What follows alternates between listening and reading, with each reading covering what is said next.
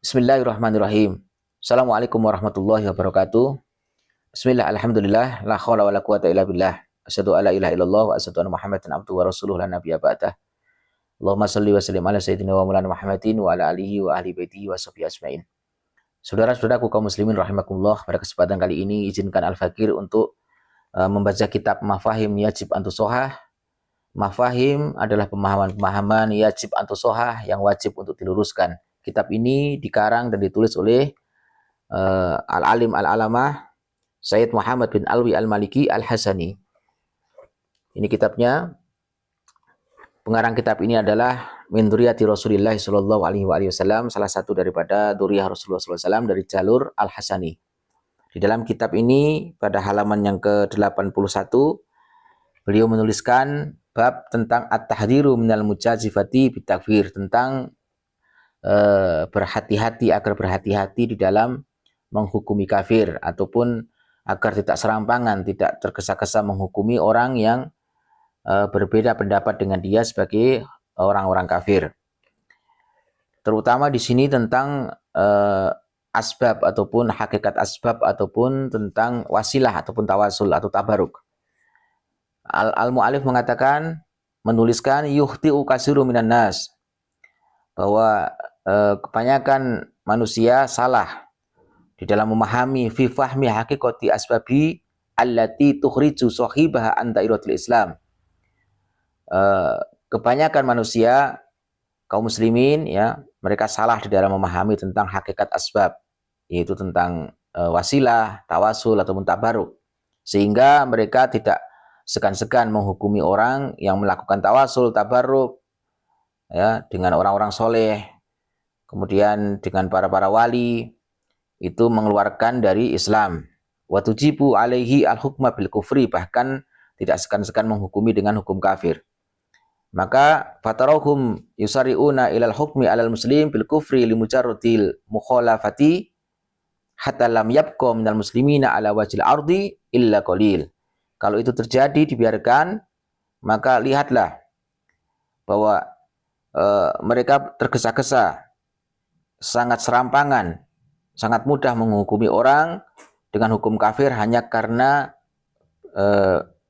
berbeda pandangan, berbeda pendapat.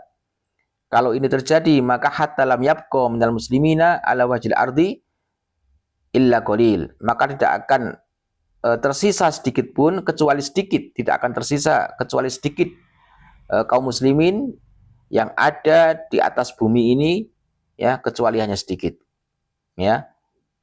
Maka hanya sedikit sekali yang tersisa, yang dihukumi mukmin, yang dihukumi muslim. Mungkin dari kelompok-kelompok mereka saja. Pokoknya orang yang di luar mereka dihukumi bukan Islam. Maka ini adalah sesuatu yang sangat berbahaya, ya. Hanya karena perbedaan yang sifatnya adalah furu, bukan usul, ya, yang terjadi ikhtilaf, perbedaan pendapat para ulama mujtahid perihal tentang masalah-masalah yang sifatnya adalah istihadi. Sifat furu istihadi itu adalah suatu hukum yang diambil, ya, dari sumber dalil, dari sumber hukumnya dari dalil yang sifatnya adalah doni, bukan qot'i. Artinya yang multi tafsir, tidak mono tafsir. Jadi tidak mungkin tidak terjadi ikhtilaf. Pasti terjadi ikhtilaf, ya.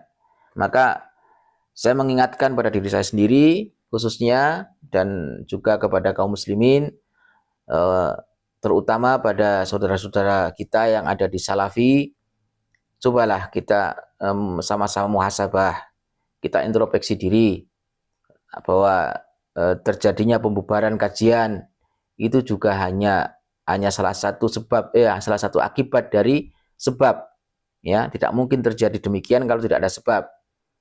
Maka cobalah kalian, saudara-saudara kita yang ada di Salafi, untuk introspeksi diri. Kenapa ini terjadi? Karena mereka mungkin tidak sadar bahwa mereka ini ceramah-ceramahnya secara substansi, ya. Secara substansi itu sangat menyakitkan mayoritas kaum muslimin yang ada di Indonesia ini. Contohnya, mereka menghukumi atau mengatakan orang yang berziarah kubur ini sebagai penyembah kuburan. Ya, mereka mengatakan orang yang bertabaruk itu sebagai penyembah kuburan, orang pelaku syirik, orang yang maulid Nabi sebagai pelaku bid'ah.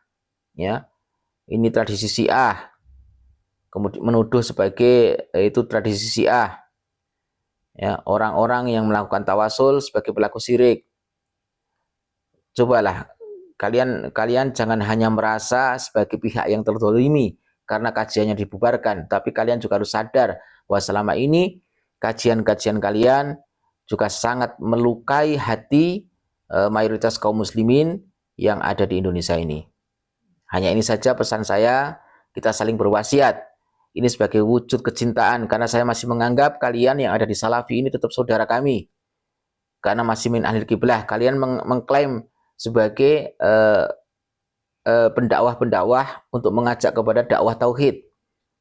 Ingat, kalau kalian mengatakan demikian sebagai orang, sebagai ceramah, sebagai dai-dai yang mengajak untuk kepada tauhid, berarti menganggap kami ini belum bertauhid. Menganggap orang yang masih di luar kalian, yang tidak sepemahaman dengan kalian, disebut sebagai orang yang belum bertauhid.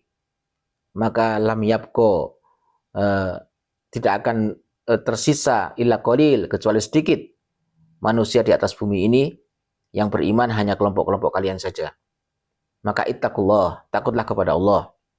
Mari kita jaga persatuan kita jaga kerukunan kita dengan tetap menjunjung tinggi nilai-nilai toleransi, saling menghargai, apalagi sifatnya masih furu'uddin, cabang-cabang agama yang sifatnya adalah istihadi.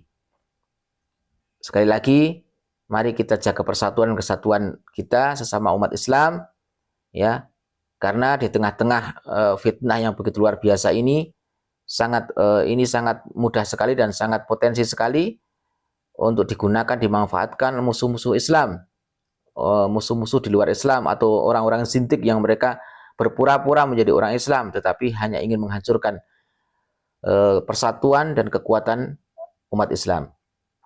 Sekian, mohon maaf atas segala kekurangannya, dan kalau ada kesalahannya semata-mata karena kebodohan dan kefakiran al-fakir. Kalau ada benarnya semata-mata atas petunjuk Allah Subhanahu wa taala. Semoga bermanfaat. Wallahu a'lam bishawab.